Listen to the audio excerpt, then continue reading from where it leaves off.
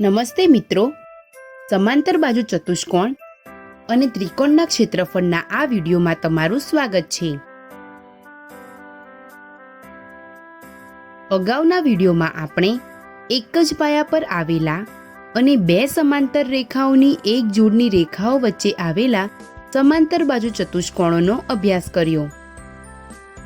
આ વિડીયોમાં આપણે એક જ પાયા પર આવેલા અને બે સમાંતર રેખાઓની જોડની રેખાઓ વચ્ચે રહેલ ત્રિકોણ અને સમાંતર બાજુ ચતુષ્કોણના ક્ષેત્રફળ વિશે અભ્યાસ કરીશું।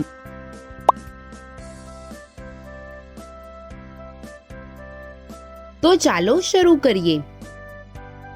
મિત્રો, સ્ક્રીન પર આપેલી આકૃતિ જોઈને જણાવો કે ત્રિકોણ AQR નું ક્ષેત્રફળ કેટલું થશે। આપણને આપેલ છે કે ચતુષ્કોણ PQRS એક સમાંતર બાજુ ચતુષ્કોણ છે અને તેનું ક્ષેત્રફળ 120 ચોરસ સેમી છે। અહીં ત્રિકોણ AQR અને સમાંતર બાજુ ચતુષ્કોણ PQRS એક જ પાયો QR પર રહેલ છે। આકૃતિ જોઈને શું તમે બીજું પણ જણાવી શકો છો?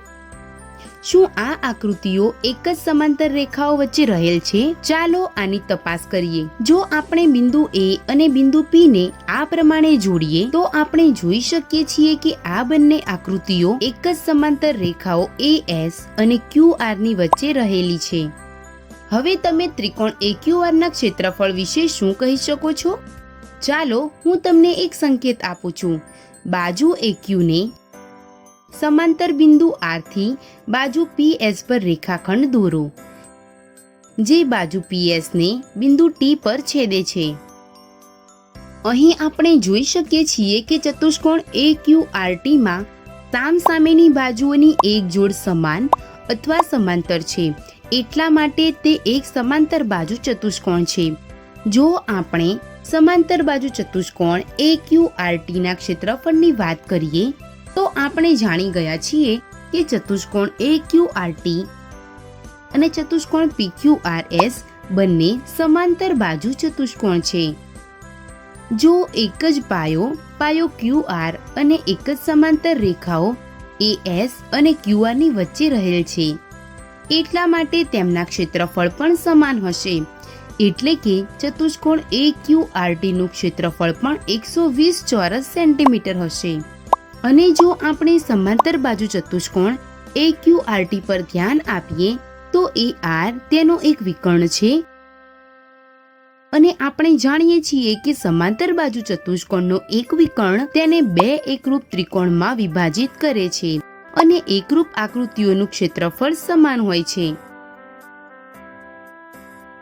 એટલા માટે ત્રિકોણ AQR અને ત્રિકોણ RAT ના ક્ષેત્રફળ પણ સમાન હશે અને સમાંતર બાજુ ચતુષ્કોણ AQRT ત્રિકોણ AQR અને ત્રિકોણ RAT ને મળીને બન્યો છે। આને આપણે આવી રીતે પણ લખી શકીએ છીએ। અહીં આપણે ત્રિકોણ RAT ની જગ્યાએ ત્રિકોણ AQR પણ લખી શકીએ છીએ, એટલે કે ત્રિકોણ AQR નું ક્ષેત્રફળ ચતુષ્કોણ AQRT ના ક્ષેત્રફળથી અડધું હશે।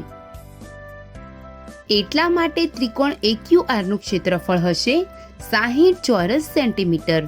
શું આપણે કહી શકીએ છીએ કે જો એક ત્રિકોણ અને સમાંતર બાજુ ચતુષ્કોણ એક જ પાયો અને એક જ સમાંતર રેખાઓ વચ્ચે રહેલ છે તો ત્રિકોણનું ક્ષેત્રફળ તે સમાંતર બાજુ ચતુષ્કોણના ક્ષેત્રફળથી અડધું હોય છે? જો આપણે આ ઉદાહરણના સમીકરણ 2 ને ધ્યાનથી જોઈએ તો આપણે શું કહી શકીએ છીએ? આપણે જાણીએ છીએ કે સમાંતર બાજુ ચતુષ્કોણના ક્ષેત્રફળનું સૂત્ર થશે પાયો ગુણ્યા વેધ। તો આપણે અહીં આ સૂત્રની મદદથી ત્રિકોણના ક્ષેત્રફળનું સૂત્ર પણ જાણી શકીએ છીએ, જે આપણને મળશે 1/2 ગુણ્યા પાયો ગુણ્યા વેધ। અને જેમ કે અહીં ત્રિકોણ અને સમાંતર બાજુ ચતુષ્કોણ એક જ પાયો અને એક જ સમાંતર રેખાઓ વચ્ચે રહેલ છે, તો તેમની ઊંચાઈ પણ સમાન છે। એટલા માટે આ સૂત્ર દ્વારા પણ આપણે કહી શકીએ છીએ કે જો એક ત્રિકોણ અને સમાંતર બાજુ ચતુષ્કોણ એક જ પાયો અને એક જ સમાંતર રેખાઓ વચ્ચે રહેલ છે તો ત્રિકોણનું ક્ષેત્રફળ સમાંતર બાજુ ચતુષ્કોણના ક્ષેત્રફળથી અડધું હશે.